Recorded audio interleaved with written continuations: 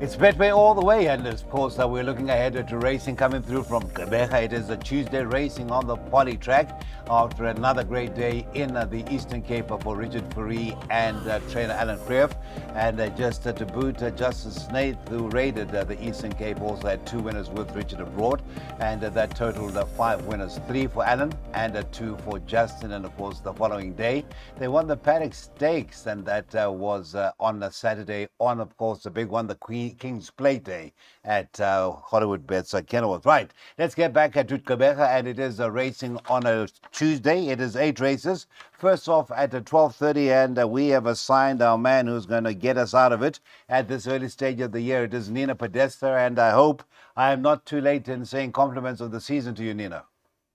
Good morning, Cecil, and all the very best to everybody going forward into the new year 2025.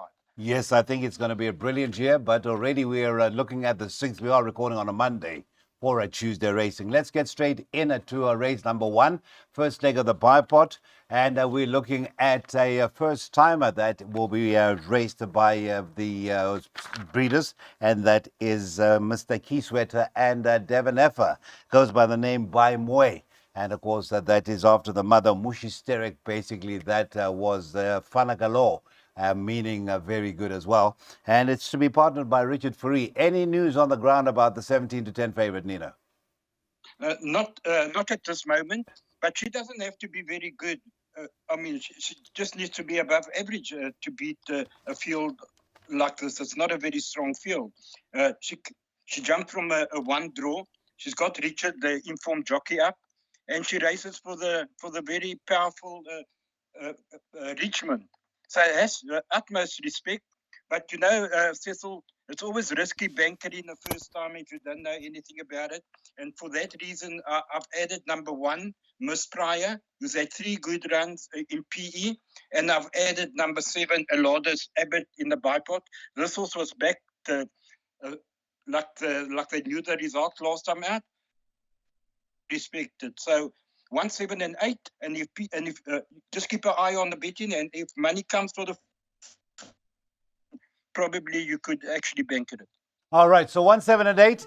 There are 3 bankers along the way in that bipod, and it's a total outlay of 18 rand. Please be on for race number 1, the first leg of the bipod, 12:30.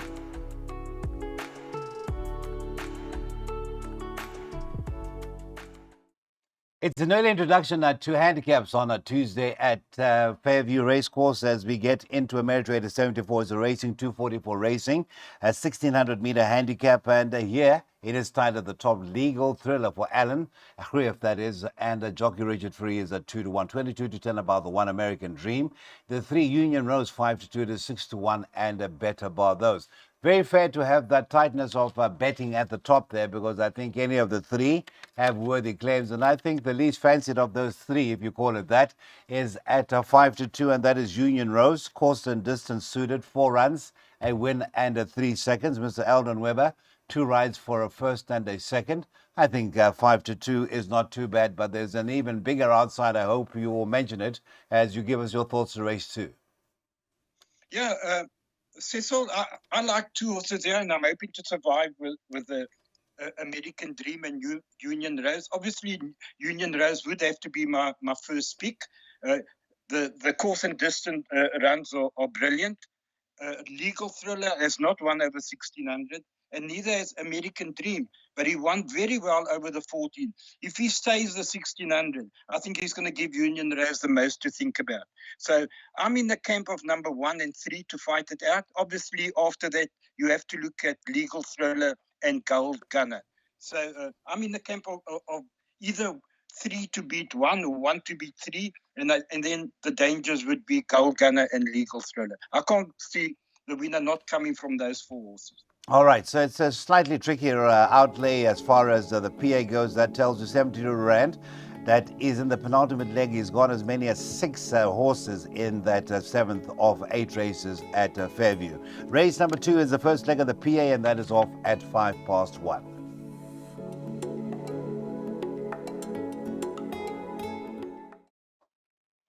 Right, our feature comes about as race number 3. It's an alloy stakes for fillies, and it is just the 6 runners to face up. But the 2023-2024 two-year-old filly of the year takes its place up. Last seen running in the Western Cape Guineas. That was won by Fatal Flaw, who certainly looks to be on the up as it continues its racing. Only consolation for the ownership on that occasion with Splice and Mainbrace racing wide as reported in computer form was that Fatal Flaw races in the same colours. And nonetheless, it is quite short in this race at 5 to 10. 28 to 10 is the 4 Happy Holly. And then the 3 Ignite Light is at 3 to 1, 16 to 1, and Better Bother. So just the 6 runners. Lifetime record of Splice the Mainbrace, 8 runs for 6 wins. And then when it hasn't won, it has actually had a bad run that was on the turf at Fairview when yielding conditions. And then that last run, which I alluded to, which was in the Guineas when finishing 13th in that Guineas. But back home, back on familiar territory, looking to remain unbeaten on the potty, is the Splice the Mainbrace. Tell us about who can come second, third, and fourth, because you're going to tell me you don't want to know anything beating Splice the Mainbrace, Nino. Yeah, correct. But can you just on Splice and Mainbrace? What is the price? 5 to 10, sir. Oh, 5 to 10. Okay. Yes. A little bit short, but she's unbeaten. Can't oppose it. She was thrown in the deep end last time and line through that. She took on the best fillies in South Africa, just about, besides Quid Pro Quo that wasn't in the race. But in this kind of field, I think she's close to a certainty as you can get. She's only a half a kilo worse off with Happy Holly, which I think will run second. I think Can't Say No will run third. And I believe that number 3, Ignite the Light, will run fourth. Okay, so your 1, 2, 3, or 4 would be, that is 1, 4, what else? 2 and 3, is it?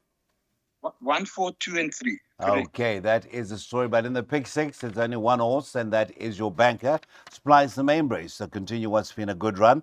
And by the end of race 3, we could see Richard repeat last Friday's feat of winning the first 3 on the afternoon. That third race gets off at 20 to 2.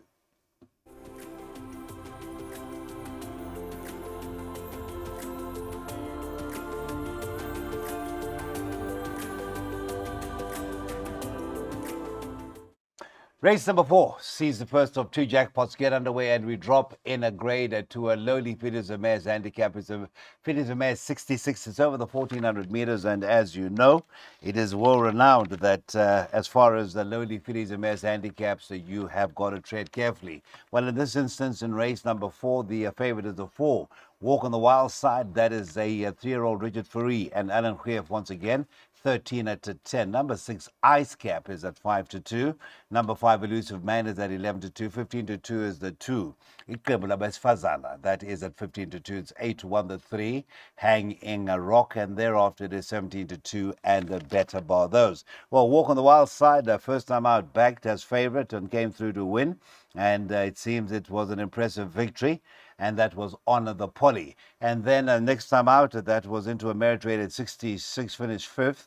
And that was 5 lengths behind Charlie Malone. But what is eye-catching about that 5th post-maiden was that 400 to finish time, 22.4 seconds. And in a field of 11 runners was by far the fastest finisher.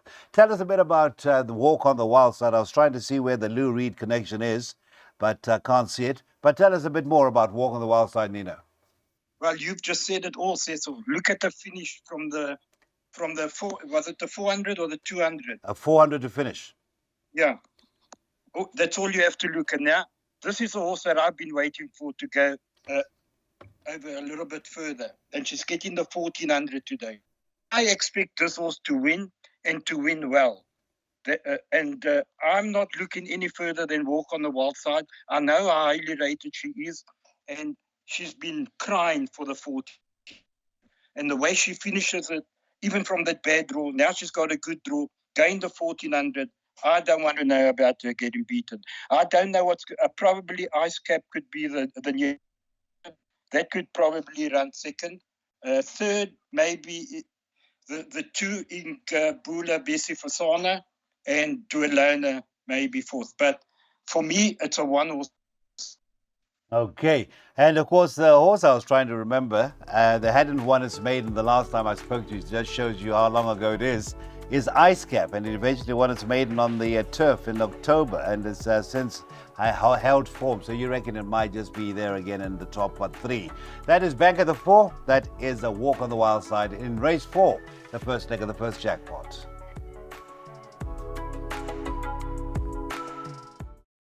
All right, from a fillies and mare 66, we go to a classified stakes with an average mare rating of 70. Distance is 1,400 meters, and topping the boards and quite short after winning its maiden.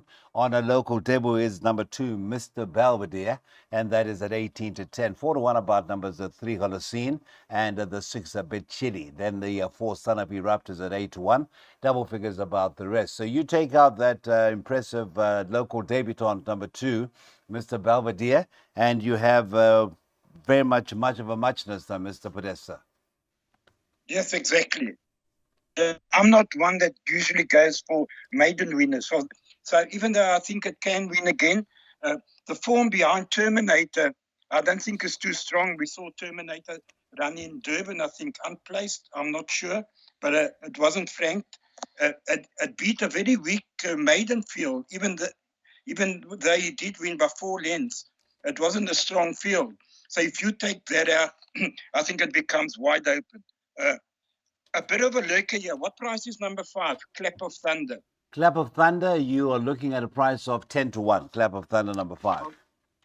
That I think could be there or thereabouts. So that's a nice value for that horse. And then after that, you know what, Cecil? I don't like this race. I've loaded up in the jackpot. I've taken 7 horses, but I'm hoping to survive the PA and the bipot with numbers 2, 3, and 5.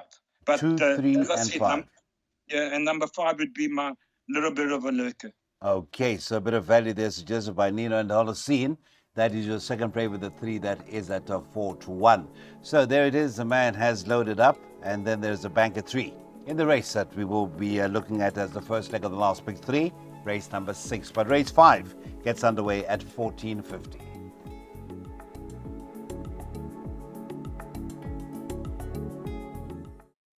Okay, so we resume our business as normal in race number 6. This is a merit rated 81 racing today. Merit rated 81. It's over the 1,200 meters. I say we resume normal order. It is because topping the boards is Mrs. Fourie and Alan Creef, and this time it is the 3, whatever next. That is your favorite, and whatever next is currently priced up at 15 to 10. The 1, a Cool Cat, Gav Smith and Craig Zaki 3 to 1. The 8, Swiss Waltz, is at 6 to 1. 7 to 1 is the 5, Purple Operator. The 2, Cool Winter, is at 8 to 1, as well as number 6, William the First, 8 to 1. 16 to 1 are the 2 outsiders, numbers 4, Adea, and the 7, Graduation Time. So that is the entire betting for race number 6.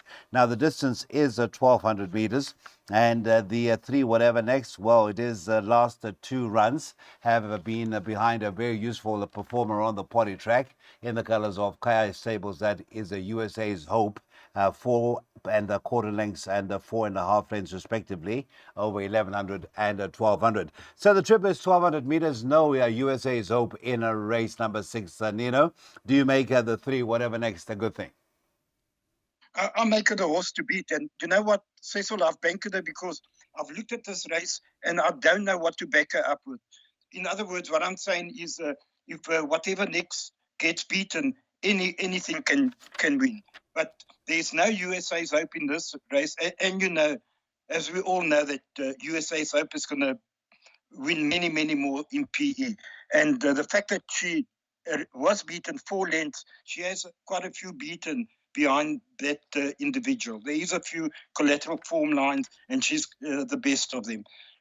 And also, maybe the omen is that she actually won exactly a year ago, or close to a year ago, 364 days. And these kind of horses pop up every year. So, you know, I'm taking my chances and I'm banking in her because I don't know what to back her up with. Okay, so this is whatever next, hoping to celebrate the anniversary of that last win with another win and as a banker, not only in that second jackpot, which started last race, but also in the pick three, which starts in race number 3, and that is at 15 and 25.